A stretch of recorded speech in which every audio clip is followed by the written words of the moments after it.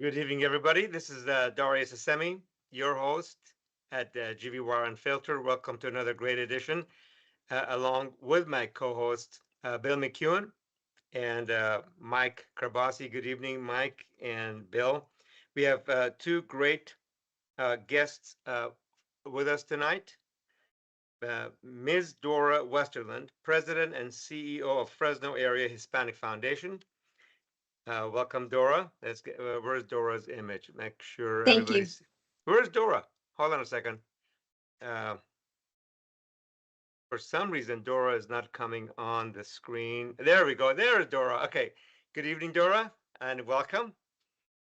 And we have, of course, Mike Rabasi, Bill McEwen, and then Congressman Jim Costa is going to join us here shortly.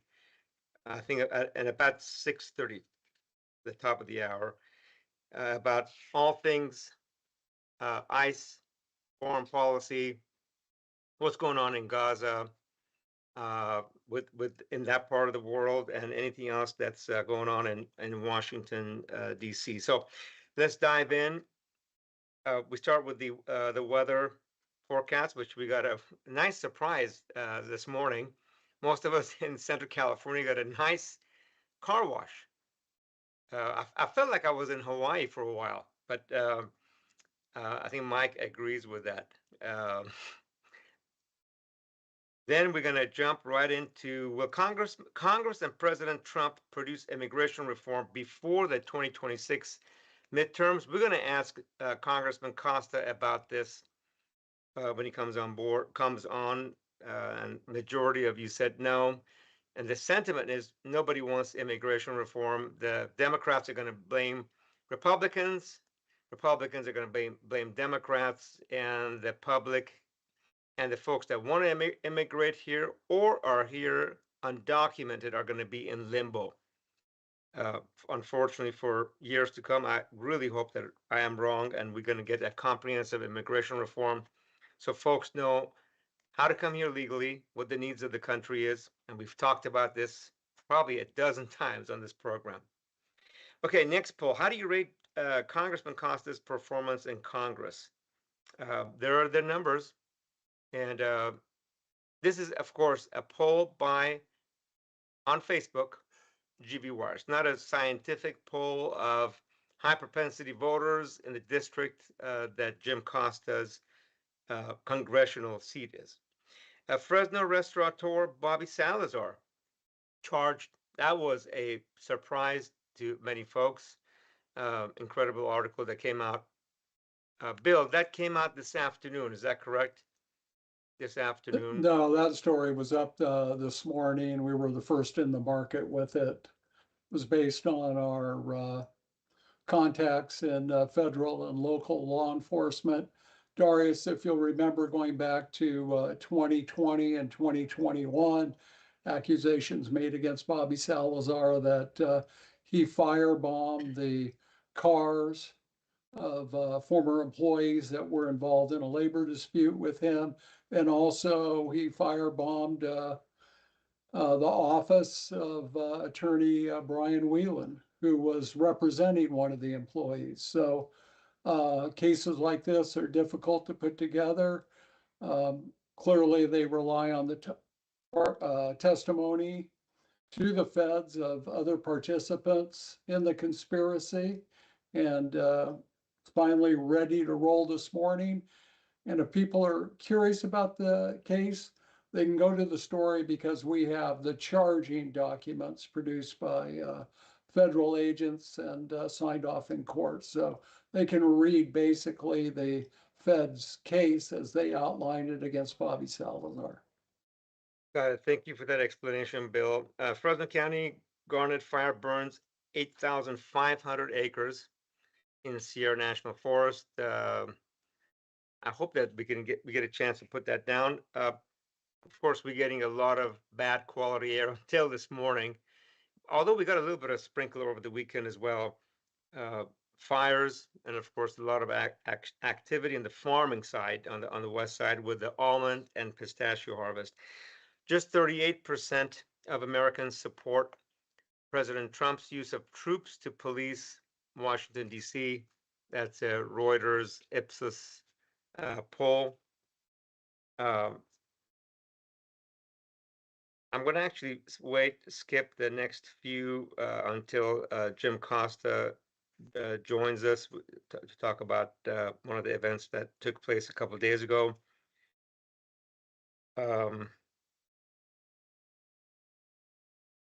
Let's go to slide 14 on a lot of journalists have gotten killed in Gaza. The number is over 100 journalists. It's some number like that have been killed in Gaza reporting what's happening in that part of the world, which is, of course, very concerning. If you don't want any reporting, anybody to find out what you're doing, you make sure that there's no evidence of what you're doing. Families leave Gaza City after night of bombardment. Israelis protest. That's a view of one of the Israeli cities where Israelis are protesting what's going on in Gaza. There's a lot of Israelis protesting in Israel. Of course, a lot of Jews protesting all around the world about some of the what they're seeing and what they're facing in Gaza. Do you approve or disapprove of the military action Israel has taken in Gaza? There's the numbers. Gallup poll. Now, majority of Americans disapprove of what Israel is doing in that part of the world. Matthew Gilliam puts in closer to 200 journalists have been killed. It sounds like by Israeli forces. I don't have the facts on that, but a lot of journalists have been killed in Gaza, which means they can't report what's happening in that part of the world. There's a few other things on here that we're going to wait for Jim to get in here, for Jim to join us.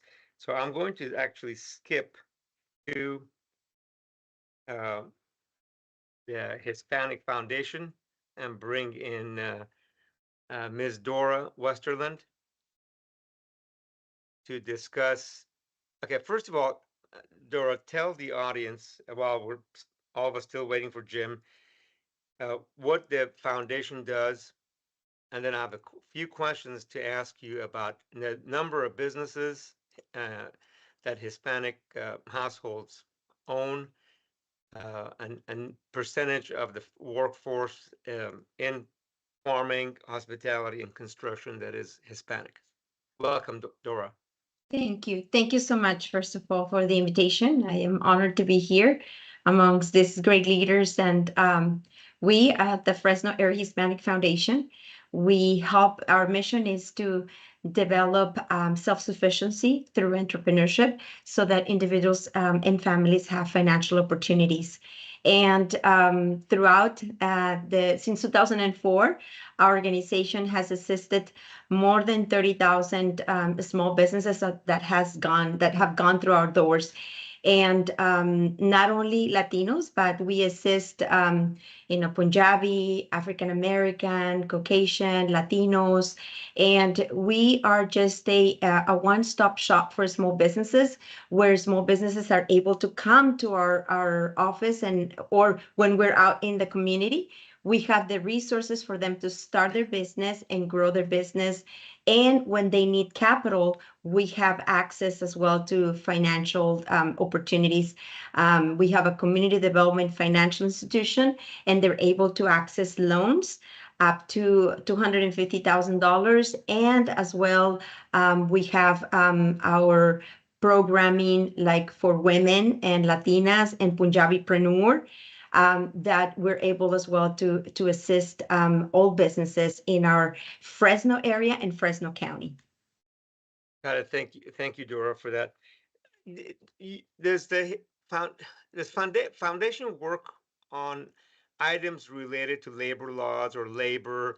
Didn't somebody was working on making sure, like the carpenters at Fresno Unified were getting paid? Was that related to this, or is that unrelated?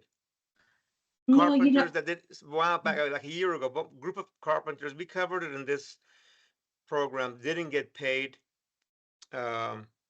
as part of some program, there was a complaint filed, and then I think some of the folks, I'm not sure if it was a Hispanic chamber or not, that was trying to get him help making sure the carpenters are getting paid.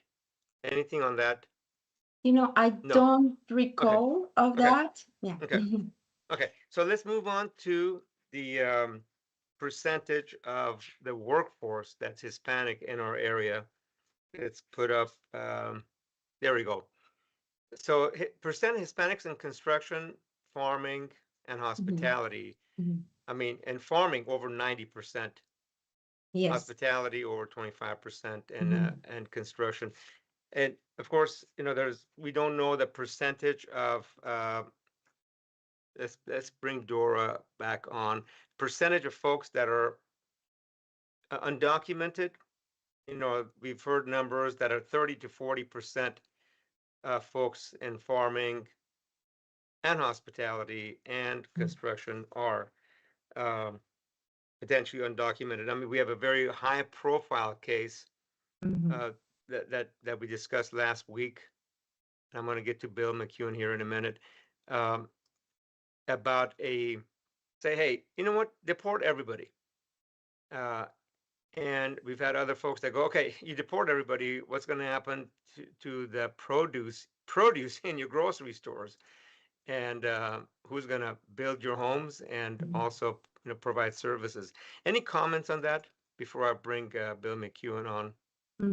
Well, we understand, that from the people that we serve, individuals and our small businesses, is that there is fear out there and there's uncertainty, and it is very important that individuals and small businesses that are have unique and different circumstances, that they get the proper assistance and that they go through the right channels in order for them to get the knowledge of where they're at. So to us, what we have been doing at the Fresno Area Hispanic Foundation is being able to assist them with legal, depending on what it is, but with immigration attorneys, and so that they are prepared and that they're just ready and know what their rights are. So I think, to me, there's been a lot of miscommunication, a lot of rumors, a lot of things that are going out there that are not right. So to me, it's important to let people know and understand that there is an organization like mine that is able to help you and assist you with the right people, with the right resources, so that you know exactly what your rights are. Great point, Bill. Thank you, Darius. Dora, my question it's around this, which is Latino women have been leading the economic expansion of the United States for the past 4 or 5 years. You've been involved in that. Give the viewers some ideas of the kind of businesses that women are starting and their success rates and why you think they're thriving. Well, I think, that what I've been seeing with the people that we work with, the people that we serve, is that after pandemic, there was this important role that the woman took. It was to come up and do something, right? Like if they were, their husbands were out of work and they were able to do something like from home, like bake or a service or a product that they had, they started growing in big numbers. So we actually started at the Fresno Hispanic Foundation, started a program that is called Latinapreneur and Womanpreneur. And right now we have Punjabipreneur, because of the reason that you just said, women are just growing in numbers, and not just here in Central Valley, but throughout. And they're in all kinds of industries, beauty industry, in the construction industry, medical industry, spa, restaurants, all kinds of small businesses. Right now, we have a very beautiful program at the Fresno Area Hispanic Foundation with Fresno County, and we help mobile food vendors get formalized with their small business. And a lot of women are mobile food vendors, and they're coming to us to get the assistance so that they can formalize their business, get certified by Fresno County, and start and grow their business. And then my second question was, we're all sad by the passing of Dr. Joe Castro, the former Fresno State president. I know you worked with him on several initiatives and were very close to him. Just tell us your feelings on his passing and what you think his legacy will be. And Dora, before you answer that, we're going to discuss Dr. Castro when Jim comes on. So feel free to answer now or wait till Jim Costa. We want to hear from Mike Carbasi and Jim. And I know Mike submitted an opinion piece to GV Wire, but you're welcome to share your thoughts now or wait till we discuss that topic. I'll just tell Bill that I had the great honor and opportunity to see Dr. Castro on last Monday. So so week before he passed, and then I'll share a little bit later my thoughts and of course, my blessings and prayers are for Mary and his family. Thank you, Dora. Thank you. While we're still waiting for Jim Costa to join, let's hear from our council president, Mike. Mike, anything exciting going on in the city of Fresno? Well, city government of city of Fresno this week? We do have a meeting actually coming up on Thursday. And sorry for the attire. I was out there with constituents on constituent issues, so no coat and tie today. We love that, by the way, when you do spend time with Sure. your constituents. Thank you. That's the big part of the job. So one big thing that just happened, the city of Fresno recently did join some other cities. We were the lead plaintiff in a lawsuit against the federal government regarding federal funding, where there were some executive orders that basically said they're going to take away federal funding if we didn't integrate DEI language, not be friendly to immigrants. And I'm giving you a very glossed overview. It's actually very complicated. We did go before a judge today in the Northern District and did actually prevail with a temporary restraining order. One thing I want to make clear, this is not about going after the president. This is really about the rule of law and how things work in our country and separation of powers. Congress allotted this money to the city of Fresno. We have engaged in contracts with vendors to expand the airport and do other things based on this money. And after that money's been appropriated, should any president, whether it's Obama or Trump or anybody, have the ability to be able to say, well, you know what, I'm going to add rules that have nothing to do with what you're doing with that money, that also are in violation of federal laws and state laws, and force local officials to basically violate the law or turn back the money. I mean, it's really a catch-22 for us. And the council decided to move forward with a lawsuit. We didn't want to do this, but we really were pushed to do this. And so it's going to be an ongoing process, and we have to do our part to protect the taxpayers of the city. They've sent money to Washington. That money's been sent back, and we deserve that money. As far as what else is going on, we do have a couple of items on the agenda. There's a text amendment, one that I know that you've submitted a letter on regarding drive-throughs and being able to have drive-throughs along certain corridors, and it actually makes a lot of sense. I look forward to actually seeing the item on the agenda when it comes forward on Thursday, and they'll be, thank you for that, by the way, the big 4-2. Well, hold on. That came on a little early. You weren't supposed to see that yet. Okay. Well, thank you. The text amendment. Tell us about the text amendment. Why that's important about drive-throughs? Because you can't open up a Starbucks without a drive-through, or you cannot open up a McDonald's or a Taco Bell without a drive-through. And now the city is. I'm sorry. Go ahead, Mike. No, go ahead, Dora. Please. So the city is considering now allowing drive-throughs to be built more expeditiously. Is that correct?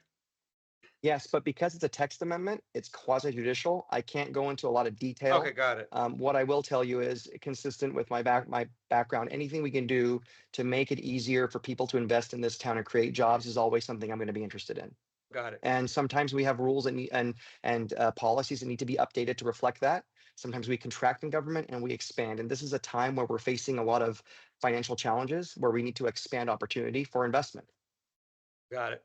Thank you for that, Mike. Now we can put on slide 38. So what's happening Okay. yesterday? Mhm. What happened yesterday is Mike Karbasi's birthday. Happy birthday to you, Mike. My poor parents have had to endure 42 years of me. No, I'm kidding. I'm blessed to have a good family. I'll give you a Reagan quote. I'll change the numbers a little bit. It is the 21st anniversary of my 21st birthday. 21st anniversary of your 21st. Okay, there you 42. go. 42. 42. Okay, Yeah. cool. So, okay. All right, Thank you. and with that, it sounds like Jim Costa is now with us.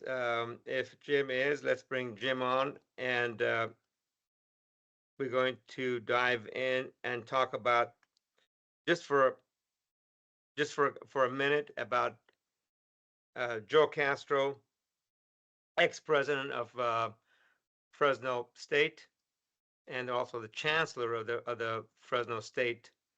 I'm sorry, not Fresno State, Cal State system that Jim is very familiar with. Jim, welcome, Congressman Costa, to our podcast.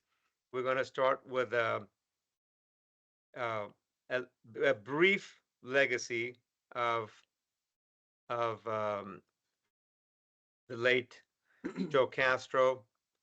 I did a opinion page last, I believe it was Friday. I got a chance to talk to, I think it was Thursday actually. Talk to Jim. I'm sorry, talk to Joe briefly because he could barely talk, and also obviously with Mary.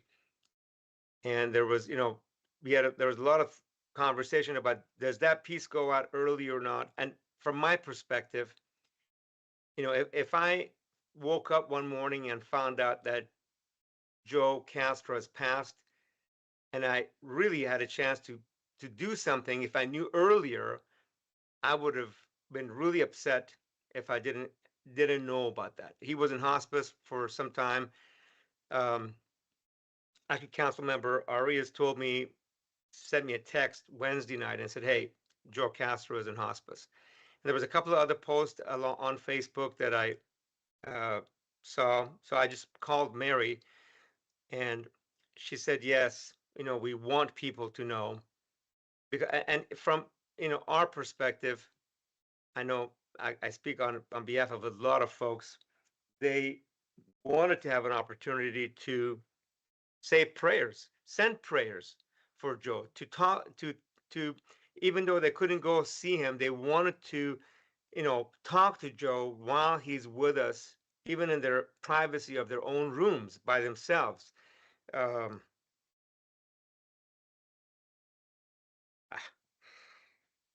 Darius. Joe was Jim. I'm going to get to you in 1 minute. I think Mike wants to say a few words, but here's what and so we did that. We put that up, and I want to share this with the audience as well.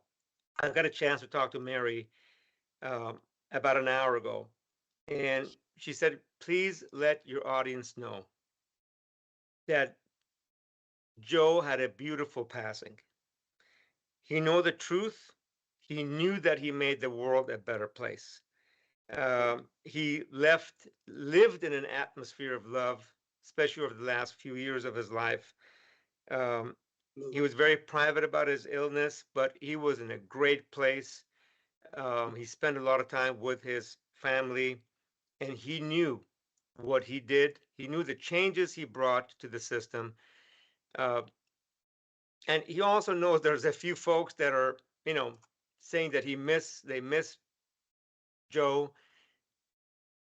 that, and this is not my words, that they were not there to support him when he needed their support the most. But he knows he's loved.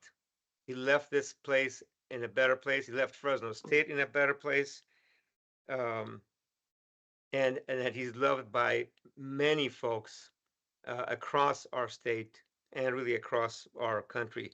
Uh, Bill did a great obituary on Joe Castro and a column on Joe as well, which was really awesome. Mike, you submitted a great editorial, and I'm going to get to Mike and then Congressman Costa, and then we're going to move on from Joe Castro, because we've got a lot of other things to discuss about what's going on in Washington, D.C. Mike. So Congressman Costa really knew Dr. Castro far better and worked closely with him. I'm going to hold off until after he completes his comments. Great. Okay. Jim, Awesome. Jim should, yeah.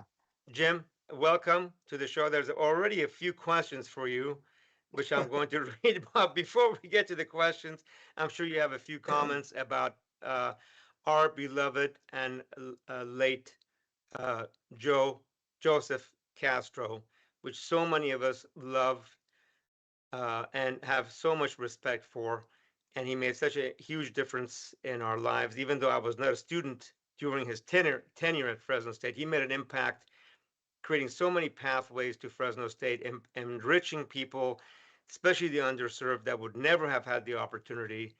Used his own example as an opportunity to share with people that you can move up and break the glass ceilings here in the valley, which was such an important message. He stuck his neck out.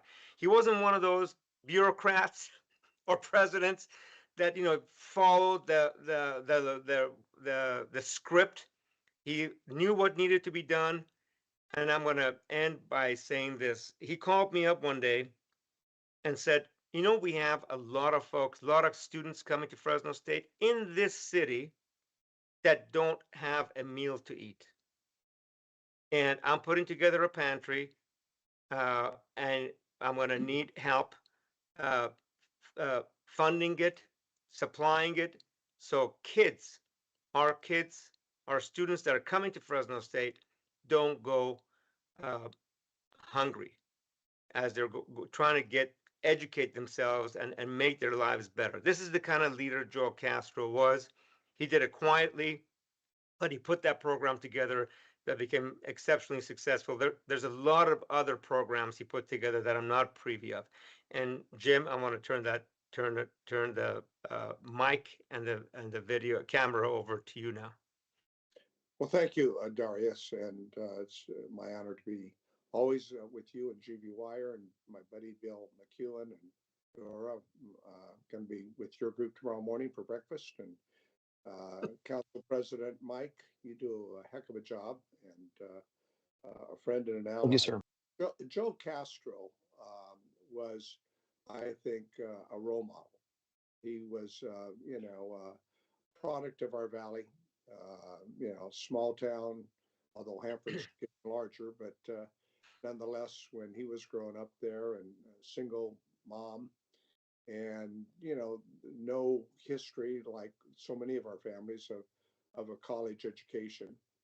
And through his hard work and his mom's support, he was able to go to college, go to university, and graduate with honors, and then set out, embark upon a career committed to educating America. And he did that so well, both with his efforts with the University of California, then progressed and worked there with UC Merced, and then achieving the president post in Fresno State, where he really, like a rising star, was clearly in a job that he was well suited for, because he believed in education and higher education, and he believed in challenging all of us. When he said be bold, he meant be bold. Not only as those of us who went to Fresno State, and I've got the logo behind me in Joe's honor, but for those of us who are alumni of Fresno State, it's a sense of pride that he enhanced the university's reputation, focusing on competing on national publications for universities that provide greater success in terms of graduation rates, in terms of progression for success. And he understood that it was important to have criteria to measure the success of the university's students and their graduation. And he wanted to give us all the tools. And like reaching out to you and to your family and to all the other folks, he knew that he couldn't do it alone and that it was a team sport. And so he reached out to communities, and we all have a story, and I think Joe's story, the story of the immigrant, because we're a nation of immigrants, past and present. And Darius and Mike, you have your story, and Dora and Bella, myself, and so he was such a wonderful communicator in terms of talking about how his story reflected to all the other students who aspire to have a better life for themselves and their families. And you know what? He made a difference. He made a difference. And that's why, we mourn his loss. 58 years, way too young, and had a lot more that he could contribute. But even at the very end, I mean, he had done some work with the UC system on Native Americans, and it resulted in a scholarship that they provided, Table Mountain, for $1 million to focus on. But he wanted to include everybody, and he did so. 70% or over half of the students at Fresno State, Cal State Bakersfield, and Stanislaus are minority students. I mean, to think about, these universities doing what they're supposed to do, and that's educate America's future. And that's the long-lasting contribution that we all attribute to President Joe Castro, Emetris, always in our hearts and in our good memories. Thank you, Jim, for that. Let's dive in. We have about 30 minutes left. Tell us about ICE. You've heard the high-profile case, and I know that's on the executive branch. Sam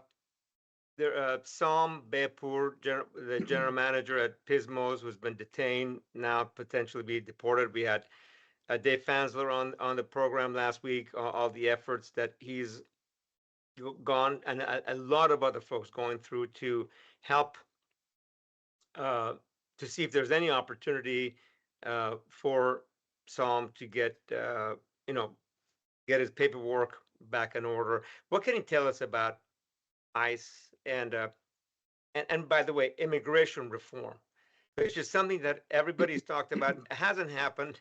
Reagan didn't do immigration reform. He did basically amnesty for all the folks that were here, but nobody wants to take this on. Everybody's blaming the other side. What can you tell us? Let me break it down Yeah. into a couple parts. Yesterday, I went down to Bakersfield to visit the detention center for two purposes. One, to visit with Sam Bepur, my constituent, who we are trying to expedite. As Dave Fansler may have said on your program, he's got 90 days in which to get his hearing. I wanted to visit with him, to see him. We had made arrangements, we thought, with ICE in the regional operations in San Francisco. We had been trying to do this for 2 weeks and thought we had worked things out. I also wanted to see the facility. Up until June, the Immigration Service had been contracting with this private prison facility there, and they had 53 people there. That was in June. Yesterday, they had 385.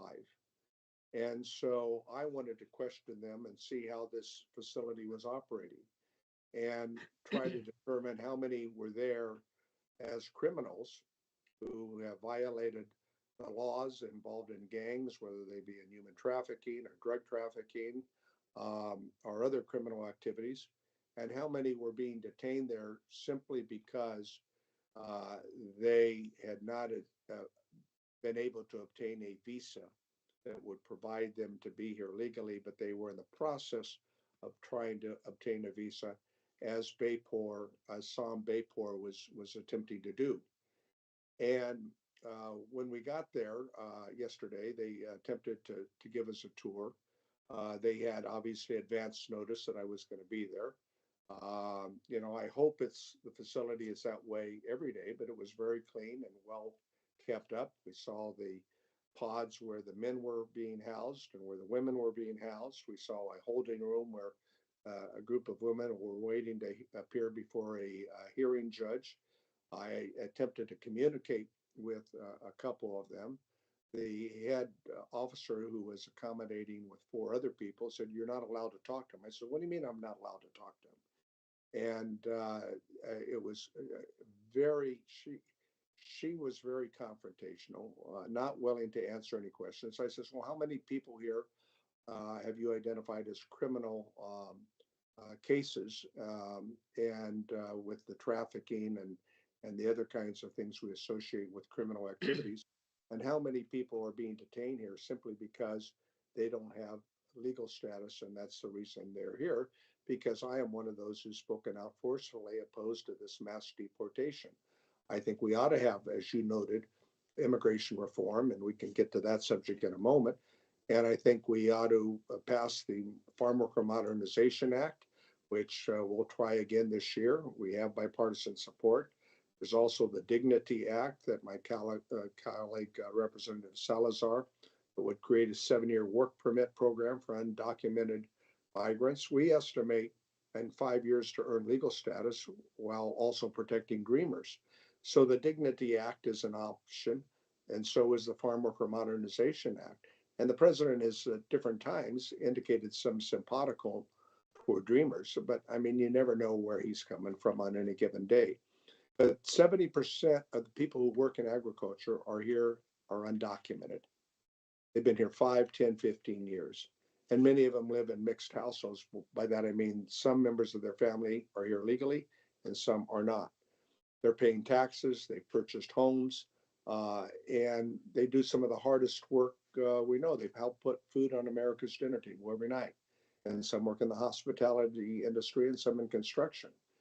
And I'm very concerned about this concept that has created fear in our community that I've never seen in my entire lifetime, and intimidation, and obviously deliberately so. I give the president some credit in terms of getting the border more under control. I think that's important. It's necessary. But I don't think this notion of mass deportation is something that makes sense. And therefore, they have now, because of the big, I don't call it beautiful, but the big bill of $172 billion that the Homeland Security has been provided. They want to buy airplanes. They want to, I'm going to go down to the border in 2 weeks and look at some of their other facilities and get some comparison. They finally said, and let me close, because I talked to Sam after we left. He had signed a release document to allow me to visit with them. And then they said I had left. Well, I'd waited there as we were touring for 2 hours. And she said, "Well, I don't have approval from San Francisco and I can't let you do that. You can come back on Friday or Sunday during visiting time." And we're going to work that to come back, and because I really want to try to help you. Jim, I gotta, we have 20 minutes left, and I got a few questions for you that have come in. If so immigration reform, you said there's something for dreamers and potentially for farm workers. There's nothing for construction workers or hospitality, or is there? Is there a bill that's looking at everything as a whole? And then there's a couple of questions that come in specifically for immigration from the audience that I'd like to ask you. Well, and then we're going to jump into foreign policy. We've been unsuccessful at comprehensive immigration reform. The last time we came close was when Senator John McCain, with 8 senators, put together a measure that passed 68 to 32 in the Senate. We had the votes to pass it in the House. Speaker Boehner wouldn't bring it up. Since that time, the strategy has been to do incremental immigration reform, and that's why this toward farm workers, the other one toward dreamers, and those who are undocumented immigrants but have been here 5 years to earn legal status, or been here 7 years with a work permit program. That would apply to hospitality workers. That would apply to construction workers as well. Okay. We're trying to see if we can get traction on that. But I mean, frankly, the bottom line is, and you talked about it earlier with President Reagan, President Trump, if he wanted to lean in on any of these, now that he's, gotten to the border to a place where I think there's a much more, it's being handled the way it should be. he could bring a compromise together, and I'm encouraging him to do so. Whether or not he's willing to do it remains to be Okay. seen. I'm going to move. There are a couple of quick questions, then we're going to move to some foreign policy issues as it relates to the Middle East, Israel, Gaza. Okay, a question from Inga. Is there any outreach? I'm trying to paraphrase to let folks know in your district about the importance to get legal status, of what avenues to pursue to get legal status if they're here, they're illegal or undocumented. And then second part of that is any efforts. What did you do to stop the mass influx at the border in the last administration? So if you can combine those, and then I'm going to jump over to some foreign policy issues. Go ahead, Jim. All right. Well, I think that I was very supportive of President Obama's efforts that I think really put a control on the border at that time. He got a lot of criticism for it, didn't get much credit for it. And I urged President Biden when he was in office to implement the same sort of efforts that Obama had done successfully to try to ensure that that would happen. It wasn't until his third year that he finally decided, and he was being pressured both ways, to embrace a border control package that Senator Murphy from Connecticut and my colleague, whose name I'll think of in a moment, from Oklahoma, worked out a bipartisan compromise measure that would have stiffened control of the border, would have provided border control with additional assets to ensure that to be taking place. And it would have also provided additional support. They had an agreement, and then, as you may remember, a year ago, last September, candidate Trump told the Republicans not to support it because he wanted to use the issue to campaign for his election. And that's when the bipartisan support for that package ended. And so, therefore, that measure was not successful. But I think that now that there is a level of control in the border, he has an ability to reach out and work together some immigration reform, incremental, or it could be broader than that. And I think he would get bipartisan support. Whether or not he's willing to do that remains to be seen. Look, I'm really looking forward to seeing some kind of an activity from the White House and Congress on getting really this stuff under control. I think most of the country wants to see some kind of a comprehensive immigration reform.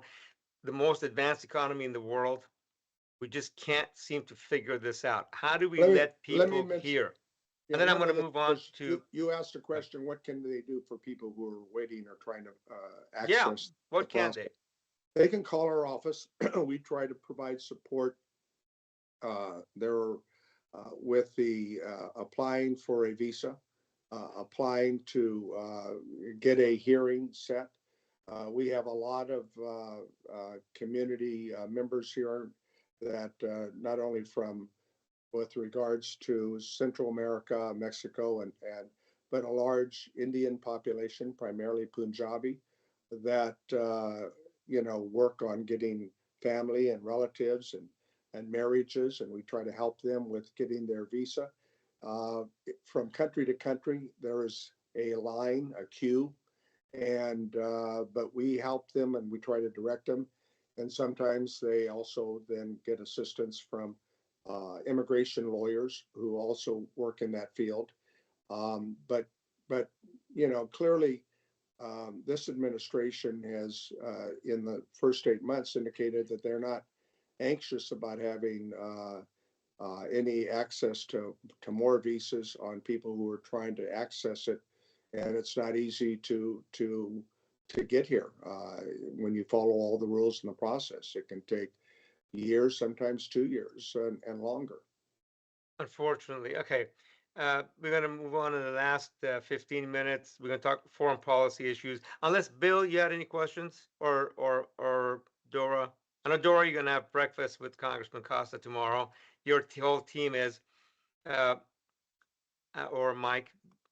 There's a couple of questions on from English Legal. Two questions for Costa. What did you personally do to stop the war in Ukraine, and what did you personally do to stop the war in Gaza? Well, I have provided support for aid for people in Gaza, and supported the efforts when Biden tried to put restrictions on the 2,000-pound bombs.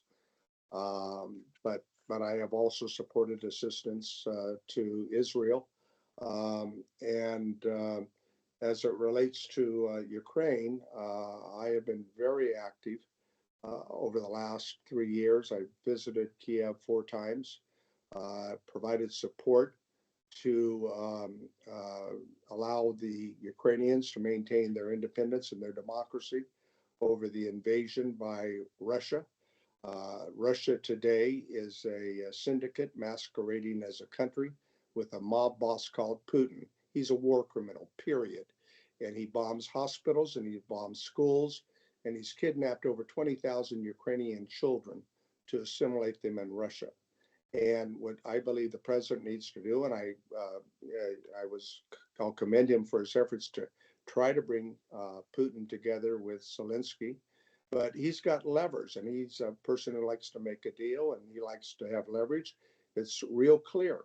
He can tell Putin that unless you are willing to come for a ceasefire that ultimately will lead to a peace agreement, we will continue to fund with our European allies Ukraine's, which have proved to be adept fighters. They have stopped the Russian army, and with our support. He can secondly put these sanctions that he threatened to put on Putin 3 weeks ago and then withdrew them.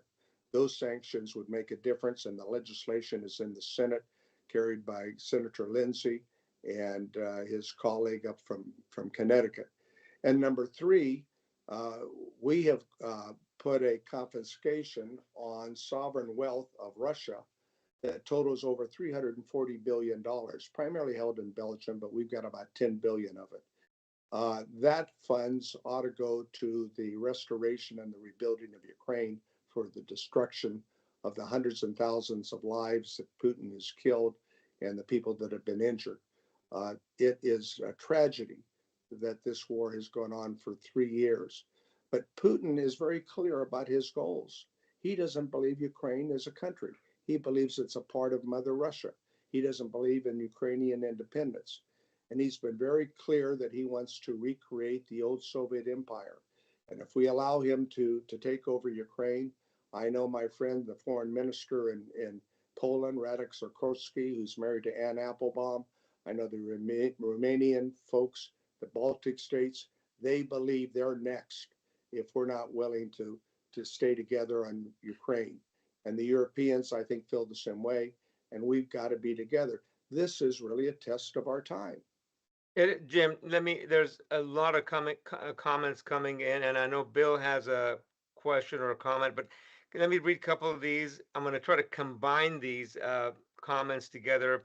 One says that Israel just bombed a bunch of journalists. Let me go back to read that. Israel bombed the hospital in Gaza, and immediately, as civil defense workers were recovering, journalist Hassam's body, Israel bombed them again, killing the first responders. This is from Elizabeth Robledo. There's quite a few other comments along those lines. There's also one from Tosti that came in. He's a Marine Corps veteran. It came from YouTube. It says that AIPAC asked you to vote yes on HR 8445 and give IDF soldiers U.S. veteran status and benefits. Would you comply? I guess, what is HR 8445? Is that's going through Congress? I'll be happy to get the information for you, Darius. I'm not familiar with that, Bill. Okay. Okay. But the thing is that what happened here in the last 24 hours with that bombing was really it's a continued campaign that Israel is engaged in that I think is not paying off. There are mass protests in Israel for the continued efforts in Gaza, and the impacts that Bibi has had in terms of support for Israel, both in the United States and Europe, has declined as a result of his continuation of the over 60,000 Gazans that have been killed. And I mean, some of these folks are getting killed as they're running towards food. I mean, Elizabeth Roblita posts, the support you provide is rotting in trucks due to blockades put in place by the Israeli government. I mean, this is so far against Israel's values and Jewish values and American values. No, absolutely. And this Israeli government obviously is, I think, embarked upon a strategy that is going to create significant damage to Israel's reputation in the longer term. And what we've got to do is the moderate Arab states came together with a plan early this year, and that was rejected by the Bibi's government. And I mean, you've got a situation with Egypt and with Jordan and Saudi Arabia where they're willing to work on this effort, but they believe, as I believe, that there must be a two-state solution. And Bibi, is that going to happen, Jim? Is nobody? If that's a myth anymore, nobody believes there's going to be a. I mean, Israel is now. I mean, not Israel. Some folks in the Israeli government basically they've destroyed Gaza. Right, 80% of Gaza is pummeled as if a nuclear bomb was dropped. To the point where Israelis, Jews all over the world, Code Pink, an American, mainly women's group, mainly Jewish women's group, are protesting. I mean, they're showing up at congressional districts talking about AIPAC support. I mean, how is this thing going to end? I mean, so much of we used to go liberate people from concentration camps, and now it's like, oh my gosh, there's a concentration camp. There's so many videos on social media of men, women, children running towards these food trucks and getting shot at. I mean, by Israeli soldiers. I mean, can Matthew Gillian, can we start with a ceasefire? And I know Hamas is to blame. Release all the hostages so that there's no more excuse for Israel to go, we got to continue to pummel. I mean, our dog gets sick and we think it's the end of the world. But it's horrific, and your passion for the Palestinians and for the people who have been so hurt. And I'm not Palestinian. I don't even practice their version of Islam. I mean, it's just. You and I have talked about this in great detail. All I'm trying to say is that as long as we have this Israeli government and our president who's unwilling to put any constraints on it, it is very difficult. You're correct to have a two-state solution. But there are still those of us who believe that we get past this Israeli government, that there in the moderate Arab world is a willingness not to move 2 million Palestinians from their homeland, but to really work on reconstruction of the destruction that's taken place by Israel. And they talked about a mechanism of funding that, which needs to be done. But there is no plan, it seems to me, by this Israeli government to move beyond that. And I think that's why they're being criticized. And that's not going to change. Notwithstanding the horrific loss of lives and the videos that we all see daily. I mean, it is a situation that cannot continue indefinitely. We can do better, and we should do better. Is there folks in U.S. Congress that go, you know what, Palestine? Because I have Jewish friends here in Fresno that go, oh my gosh, this is not Israel, the democracy that is in that part of the world. And then there's other folks. I had a very close Jewish friend of mine. He came back from Israel. This is like 7-8 years ago. He was vacationing in Tel Aviv. He said, listen, I was at a bar.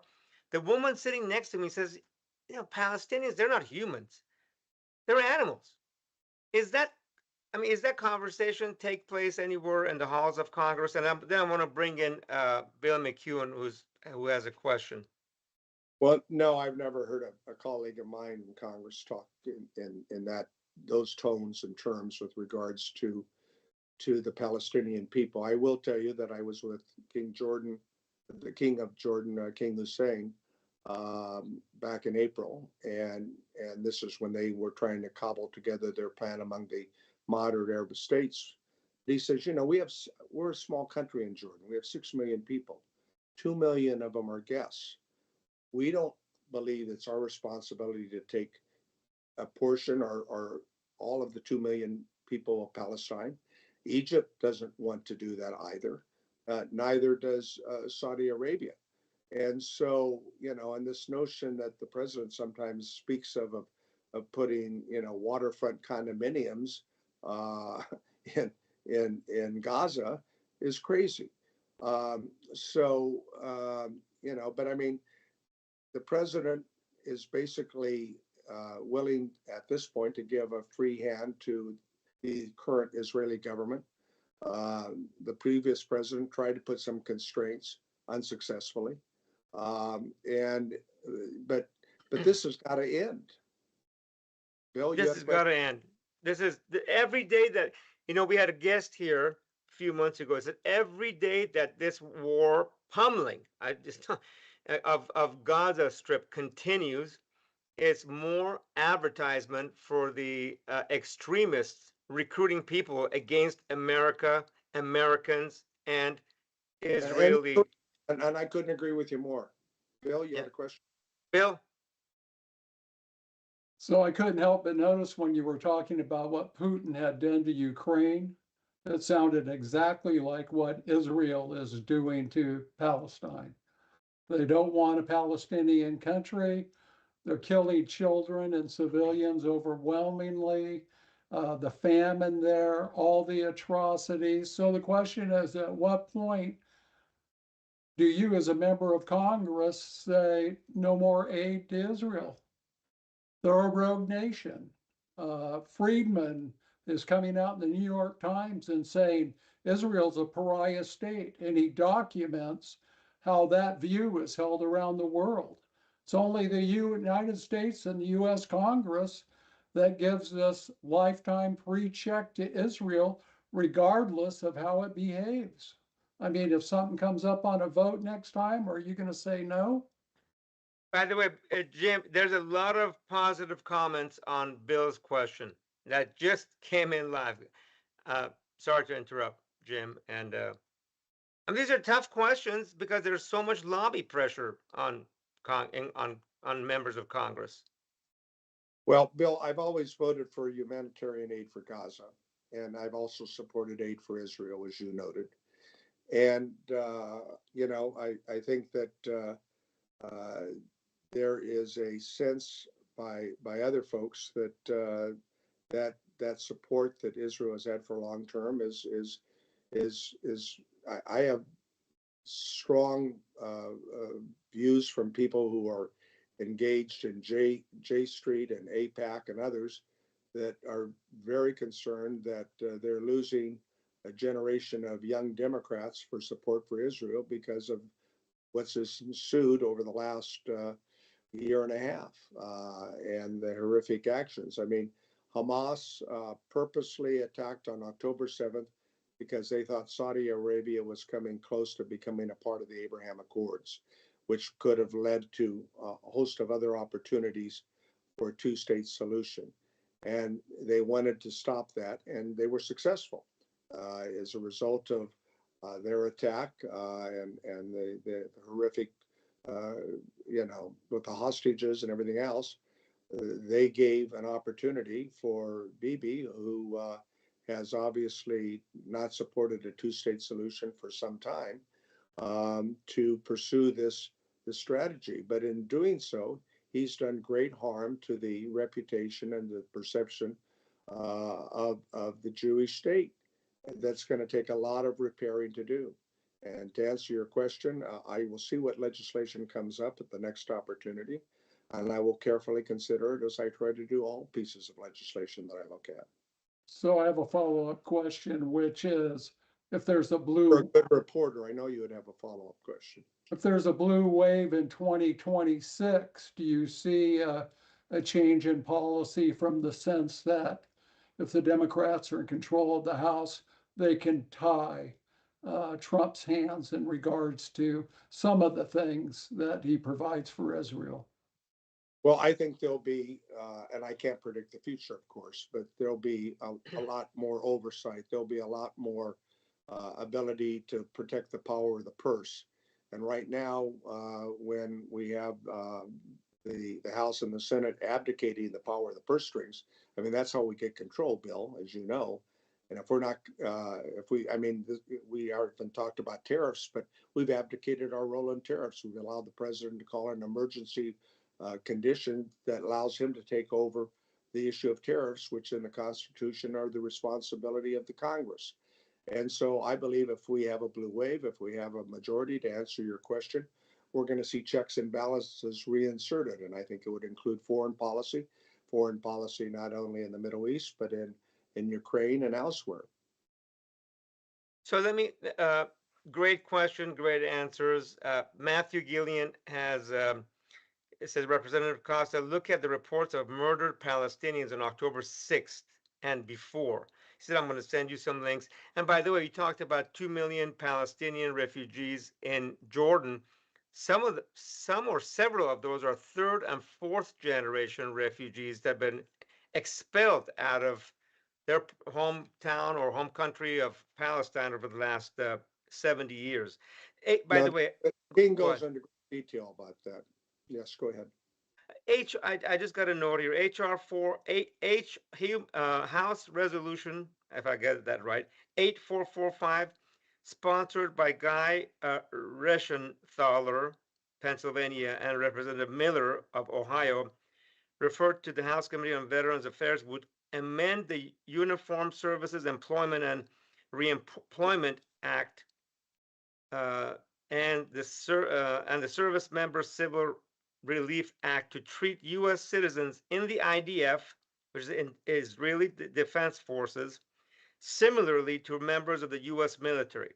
Protections would apply to service performed after the bill's enactment and end upon discharge from the Israeli Defense Forces. Now, when you look at Tucker Carlson, he said if any U.S. citizen that has served in another country's military should be disqualified as a U.S. citizen, or something along those lines, or disqualified to actually serve in government. There's so much more to talk about this. Let me see if there's any other questions or comments coming in.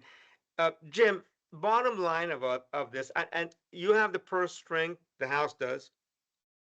The president, this president, the past president, the president before him, the president before him, they've all, I mean, Joe Biden, as a Democrat, agreed to give Israel $20 billion of military aid. I mean, it's not going to be used to, pamper folks. It was used to blow up Gaza, the Gaza Strip. And these are, to folks that are listening or watching and putting in questions, these are, they can't understand how we go in and not follow General Petraeus's recommendation on how to get rid of Hamas, which is, get the Palestinians who hate Hamas, which is a lot of them, turn Hamas over to Israelis. But Israel didn't follow that path. They went and basically pummeled 80% of Gaza. The whole place is destroyed, basically. But these are complex issues when you look at the lobby, the amount of pressure U.S. government folks are on. I mean, there's how many lobbies in Washington? It's 5,000. It's not the lobbying, Darius. I mean, you look at the totality of the history, whether we're talking about Democratic or Republican administrations alike. I mean, since the independence of Israel to form the Jewish state going back into, I think, 48 or 49, there's been a consistent support as That's correct. A democratic nation in the Middle East. George Yes. Bush attempted to try to do that with Iraq and successfully. And there were some illusions that could somehow happen in Afghanistan. we're a nation that wants to promote democracy, but we've had it's tough to do. And no one that I, with common sense, I think believes that the strategy that this current government in Israel has embarked upon is helping Israel. It certainly isn't. And you see the demonstrations every day within Israel among the Israeli public that offers a different view. I don't think this government is going to be lasting. I think that they're going to have a change in government, and hopefully that will bring about a change in policy. But I mean, if we want to try to affect public policy, there are a number of different ways, but we have to have cooperation with other Arab states in that effort. And we had that cooperation earlier this year. And then I think the president, for whatever reasons, got distracted. I mean, he appears to want to be close to Saudi Arabia. He's been, working with the Gulf states, some of the Gulf states. Matter of fact, they've given his children blank checks and contracts for hotels and condominiums and other things that I think is in violation of the Emoluments Act. I mean, the president is still a partner in those families' businesses. So, I mean, you can talk about, those conflicts. It's a very complicated part of the world with a lot of extensions of alliances that we don't always understand. But I remain committed to a day in which we can bring this policy to a solution that ends the war in Gaza, that provides the ability to repair for humanitarian sake, the ability for Gazans to be able to rebuild and try to reestablish and to take over and run, absent of Hamas, their own areas of land that they have lived in for generations. And you pointed out some of those that have lived in Jordan for 2 or 3 generations have been evicted from their home. So, I mean, there's a lot of work that needs to be done here. I think that the plan that the Arab states had come up with had promise, and it should have been something that I would have, that I urged this administration to work on, and they decided not to. Jim, that's a great explanation. I have one question for you, which I want you to kind of maybe at the end tell the audience, because there's a lot of other comments coming in. What the folks that are frustrated, they go, we protest, we talk, and we don't we done rally. We've gone to City Council of City of Fresno. We protest. We keep our signs up. We yell. We scream. Nobody listens to us. The council doesn't listen to us. The president doesn't listen to us. The congressmen don't listen to us. None of them. What should those people do? There's several other comments here. How much money do you receive from the Israeli lobby? That's Enga. Do you still have energy to address modern problems? Do you support the Abraham Accords?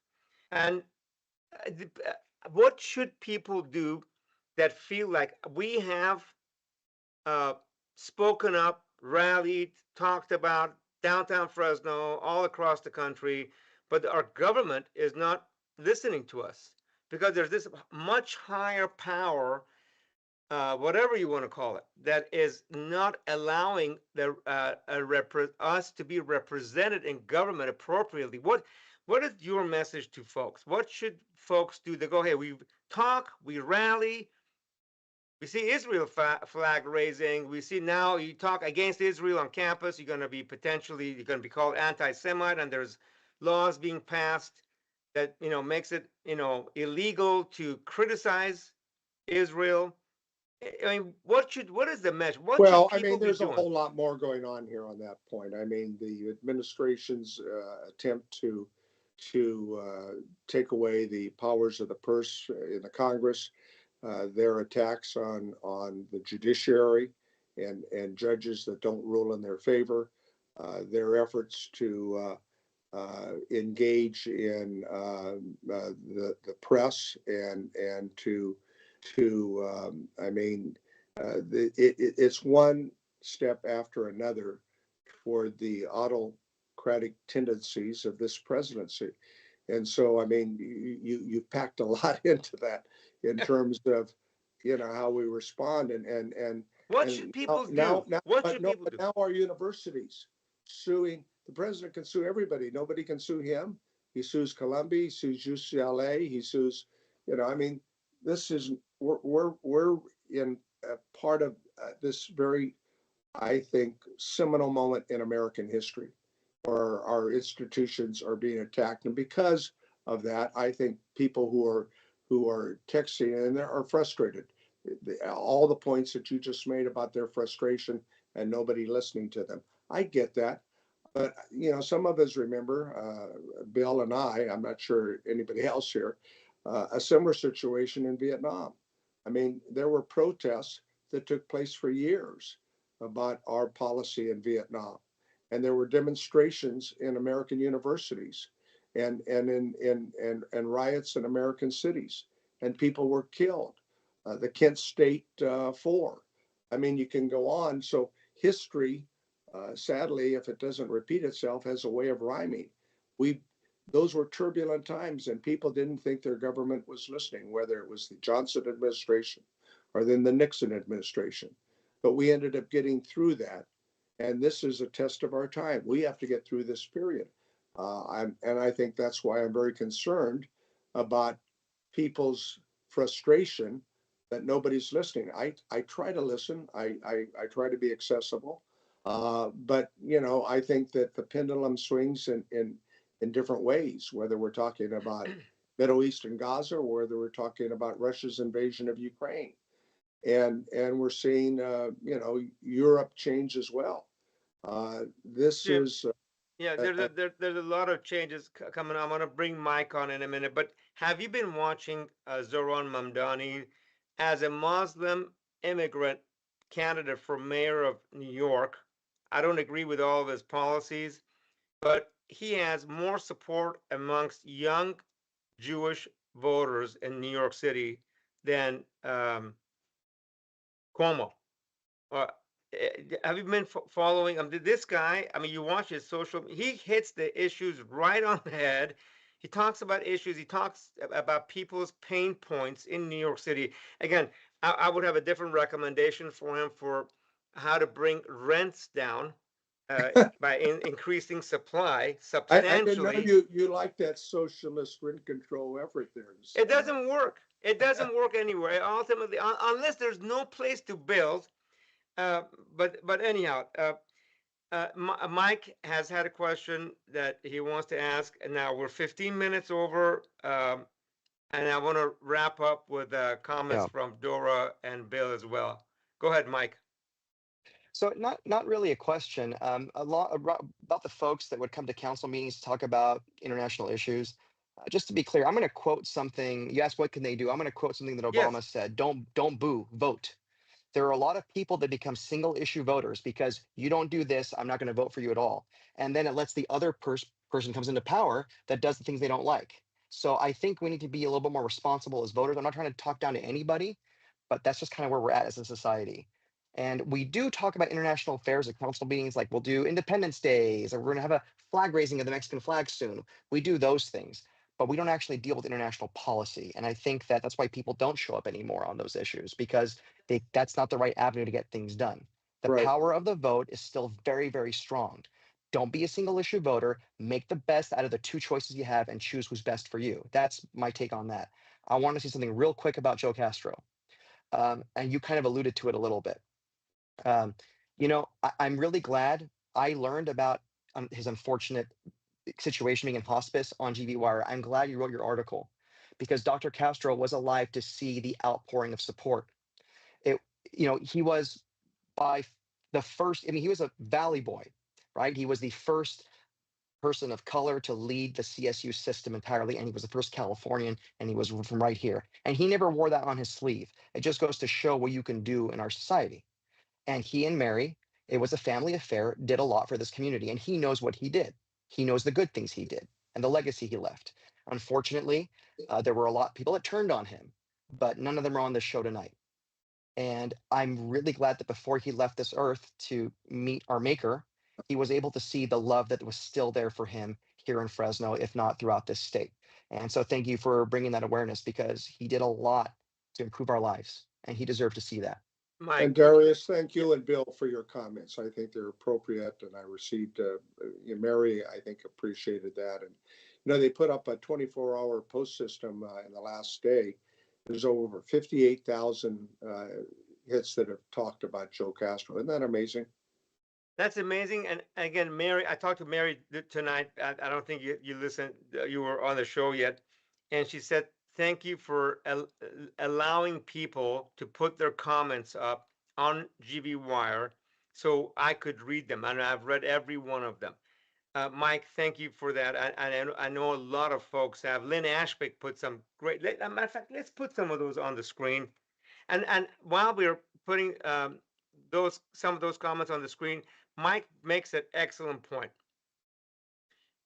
If you have an issue about U.S. foreign policy, City Council of City of Fresno is not there. It's a waste of time, because you can go in there and rally as much as you want, but they go, okay, what has this got to do with the price of beans? We don't. They don't address U.S. foreign policy, whether it's Palestine, Israel, Ukraine, Iran, Russia. That should be taken up with Congress, not the city council. So you're wasting your time and you're just irritating a few council members that could otherwise potentially help. Okay, here's a couple of comments. President of Fresno State, Saul Jimenez Sandoval, said, Marina and can you actually hold on a second? I can't quite read that. Here we go. Mariana's sons and I send Joe and Mary and their family our prayers and best wishes. Council member Lynn Ashbeck said, Joe and Mary, thank you for choosing Fresno State. Simply put, we are a better community because you were here. Your personal connections, grace, openness, and genuine love for everyone who crossed your path was remarkable. Wishing you and your family peace during this part of your journey, lifting you up in prayer. And a lot of many other fantastic comments, including the one from Mike. Mike, we don't have yours up. You want to just share with the audience what you posted, or at least kind of paraphrase that? Just briefly, that there's a legacy. There is a generation of people that were able to move up in this world because they got an education, because of how student-centered Joe and Mary Castro were. And our economy is built on the backs of that generation, and that will reverberate for a long time. These are people that have a real quality of life because they had the opportunity of education. And I really believe that Dr. Castro's mission was to get as many people as possible to get that opportunity. They delivered it. I mean, it wasn't just talk, they actually delivered it. Thank you, Mike. Okay, to wrap up, we're going to end with Jim Costa, but Dora, we'll start with you. Any final thoughts in less than a minute?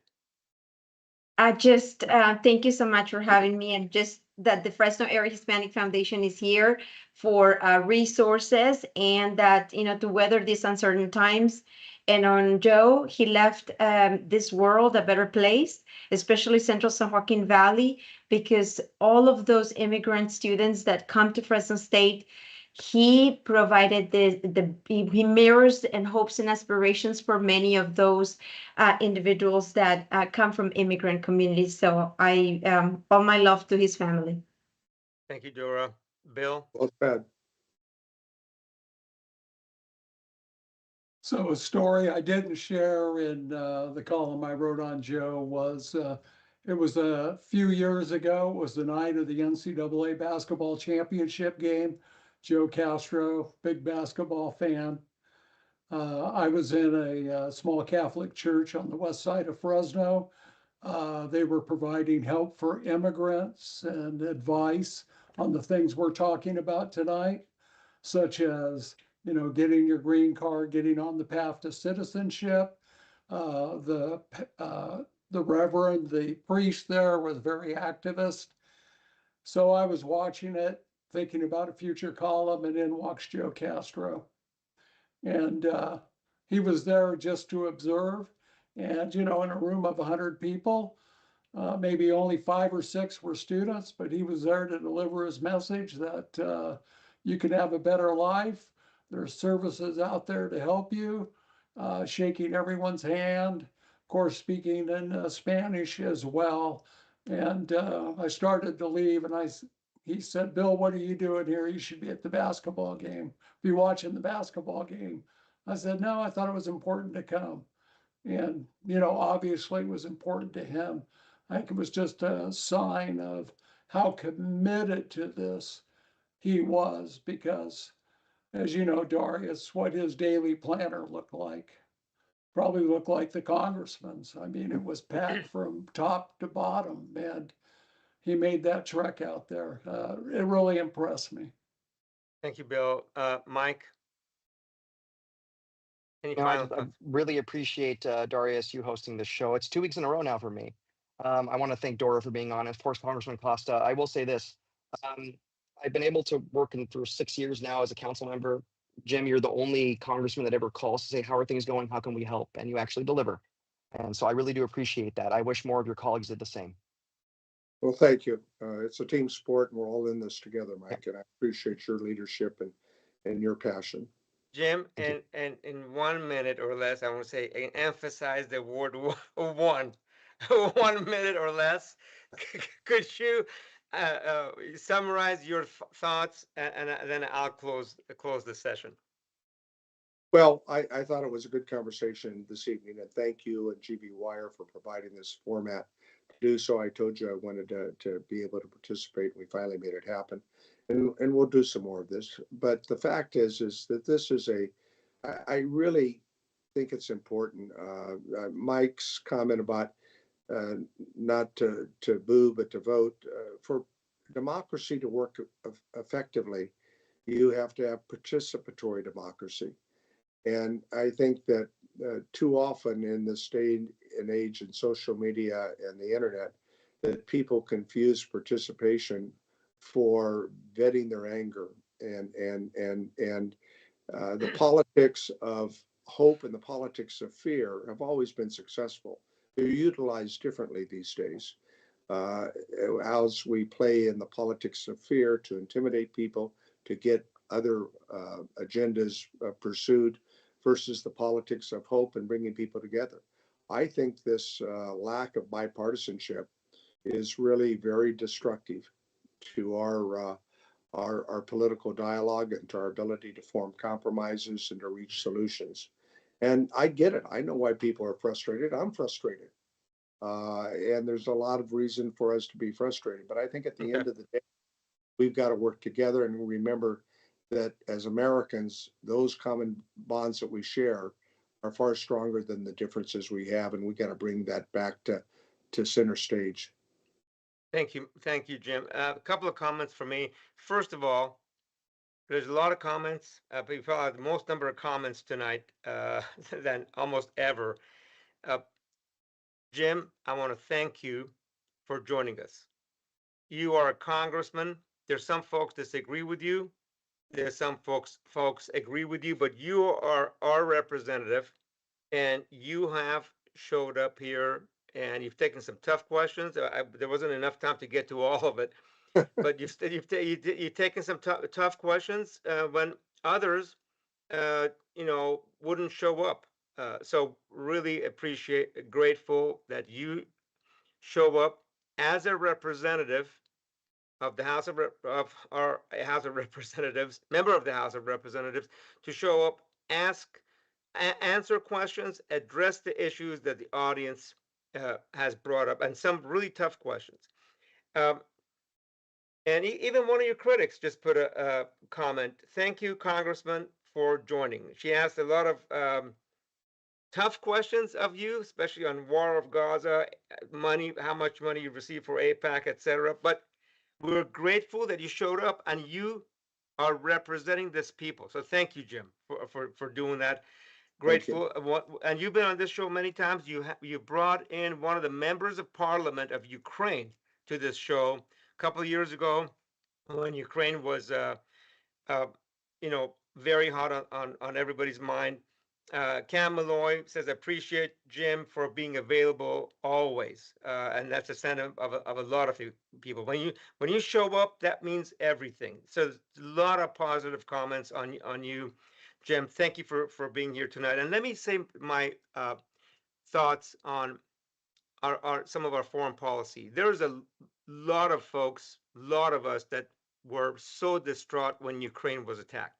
We didn't understand the NATO issues, the threat to Russia from NATO, and a lot of those. And it's so complicated, it's difficult to distill it down to that. But when Ukraine got attacked, all these civilians got bombed and killed. It was really a lot of us were distraught. And you were on this show. You brought members of parliament of Ukraine, and you you discussed what's going on and what are the issues at stake. Unfortunately, President Biden at the time wouldn't provide the right sophisticated munitions to put an end to that war, and maybe that couldn't be done. There's so much in politics and deal making, the art of the deal, at much higher levels that so many of us unfortunately are not privy to.